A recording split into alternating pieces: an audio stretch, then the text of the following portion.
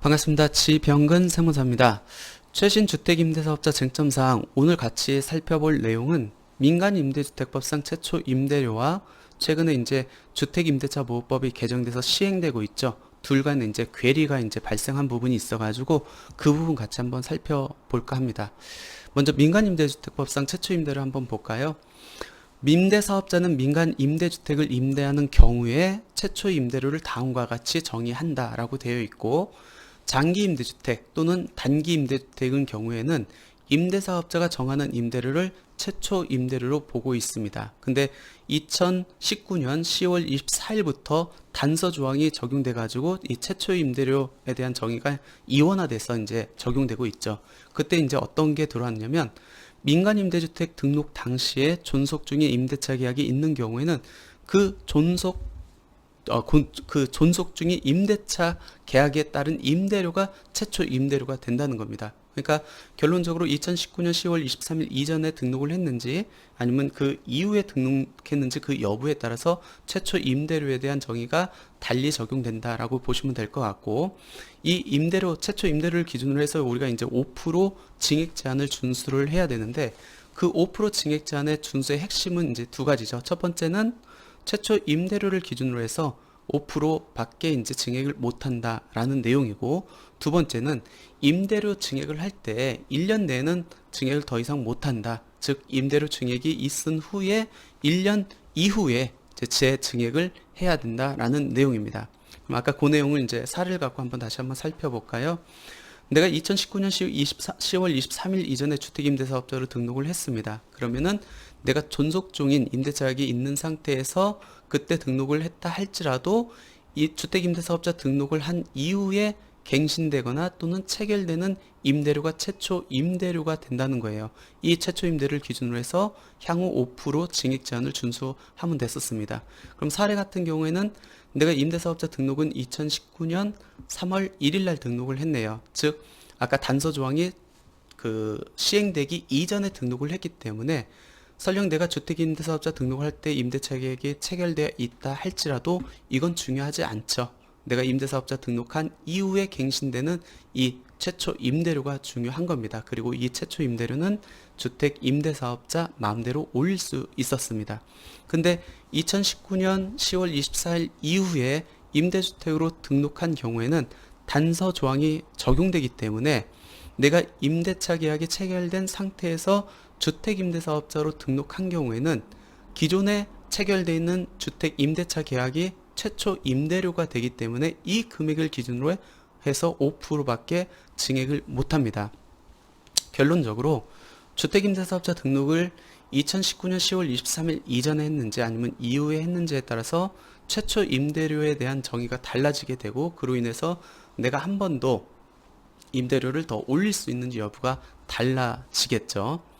근데 이렇게 이제 최초 임대료에 대한 게 이제 정의가 됐고 시행되고 있는데, 최근에 주택임대차보호법에 계약갱신 청구권이 이제 도입을 돼가지고 시행하고 있습니다. 2020년 7월 31일부터 이제 공포돼서 시행되고 있죠.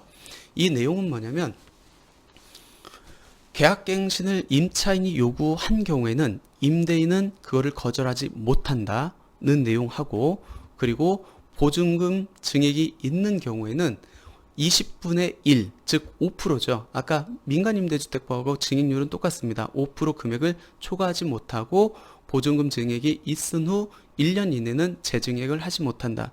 그러니까 차임 등의 증감 청구권은 민간임대주택법하고 이제 동일하다고 이렇게 볼 수 있습니다.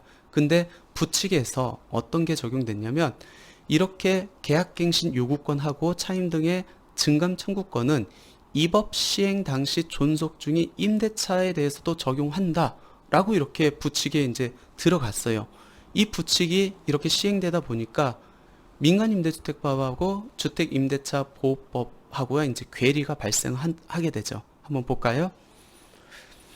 2018년 10월 달에 임대차 계약을 전세 3억으로 이렇게 했습니다. 그리고 이 주택을 2019년 8월 달에 주택임대사업자로 등록을 합니다. 그러면 아까 2019년 10월 23일 이전이니까 이 주택임대사업자는 최초 임대료는 주택임대사업자 등록한 이후에 갱신되는 2020년 10월이 이제 최초 임대료가 되고, 민간 임대주택법에 의할 경우 이 최초 임대료는 종전에 내가 임대차 계약을 얼마 했든지 상관없이 임대인 마음대로 증액할 수가 있었죠.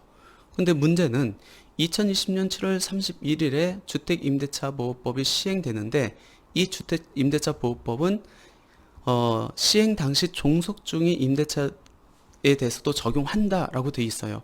그러면 이 2020년 7월 31일 이전에 이미 임대차 계약이 체결되어 있기 때문에 이 주택도 주택임대차보호법에 적용돼 가지고 5% 증액 제한을 바로 적용받는다는 얘기입니다.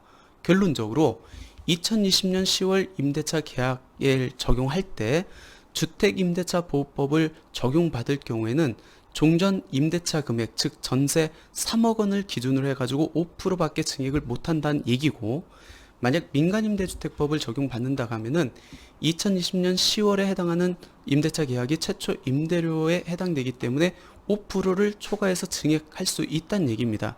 그러니까 주택임대차보호법하고 민간임대주택법하고 서로 괴리가 발생하죠. 이렇게 됐었을 때 민간임대주택법을 적용해야 되는지 아니면 주택임대차보호법을 적용해야 되는지, 그게 이제 쟁점이 됐었고 많은 논란이 됐었습니다.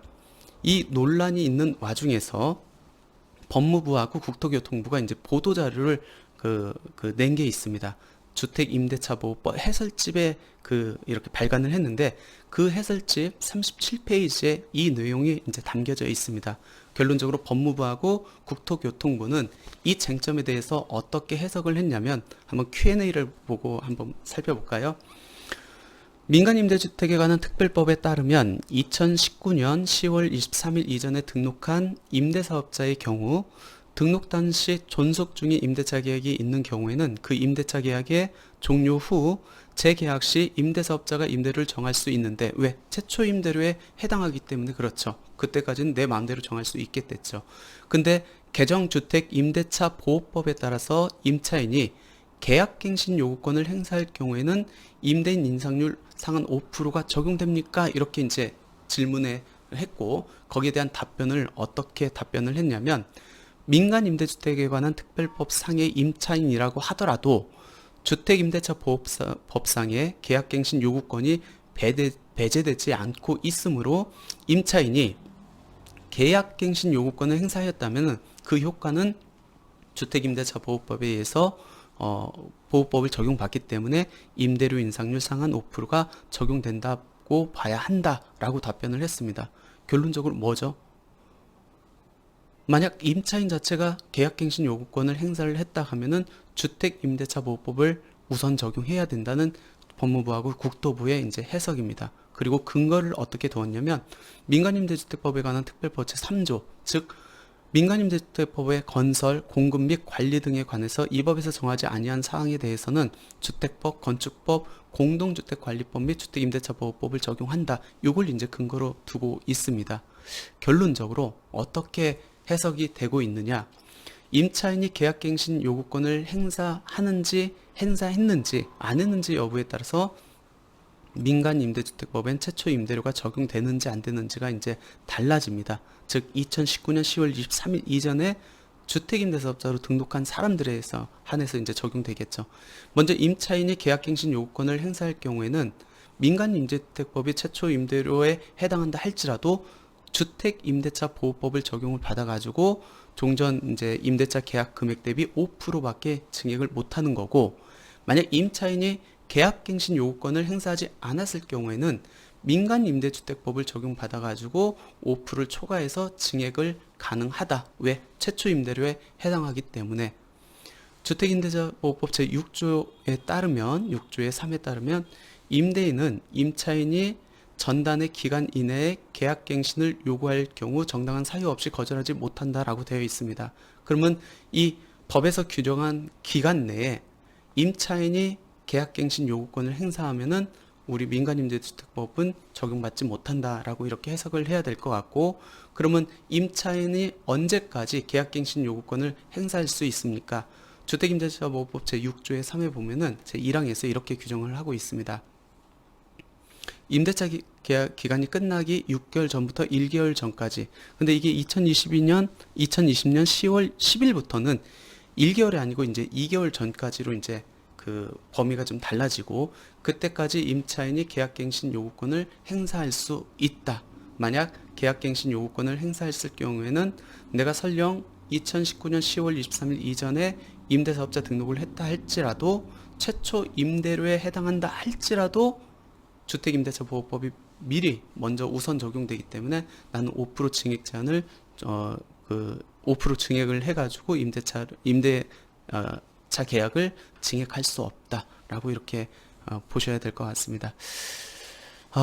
개인적으로 봤었을 때는 민간임대주택법이 먼저 이제 세팅이 됐었고, 그 다음에 주택임대차보호법은 최근에 이렇게 개정해가지고 시행되고 있었는데, 그럼에도 불구하고 주택임대차보호법을 임차인이 계약갱신을 요구를 했다고 해가지고 먼저 적용한다는 것은 조금 신뢰성에서 조금 문제가 있지 않을까 생각되는데, 어쨌든 지금 현재 법무부하고 국토교통부의 해석은 그 임차인이 계약갱신 요구권을 행사했는지 여부에 따라서 최초 임대료를 적용받을 수 있는지 여부가 달라지고 있기 때문에 지금 주택임대사업자 등록을 했고, 그 다음에 최초 임대료가 도래하고 있는 그 주택임대사업자들은 임차인의 계약갱신 요구권 여부를 꼭 확인하셔가지고 내가 5% 증액 제한을 할 수 있는지 없는지를 판단하셔야 됩니다. 이게 왜 중요하냐면, 주택임대사업자로 등록한 대부분의 사람들이 이제 얻고자 하는 것은 세제 혜택이죠. 지금 많이 이제 그 세제 혜택이 줄었지만 그래도 세제 혜택을 얻고자 주택임대사업자로 등록을 했는데, 그 요건 중에 가장 중요한 게 5% 증액 제한이 상당히 중요한 이슈가 됐습니다. 근데 나는 민간임대주택법상 최초 임대료라고 생각을 해가지고 5%를 증액을 했는데, 만약 이게 주택임대차보호법에서 계약갱신 요구권을 행사하면은 임대료 자체를 올릴 수가 없고, 또 설령 잘못 올렸다가는 과태료까지 이렇게 적용받을 수 있기 때문에 반드시 최초 임대료에 해당할 경우에는 임차인이 계약갱신 요구권을 행사했는지 안 했는지를 먼저 확인하고 내가 민간임대주택법에 의한 최초 임대료에 해당하는지 여부를 보고 임대료를 인상할지 여부를 결정하셔야 되지 않을까 생각됩니다. 예, 오늘 강의 여기서 마치겠습니다. 감사합니다.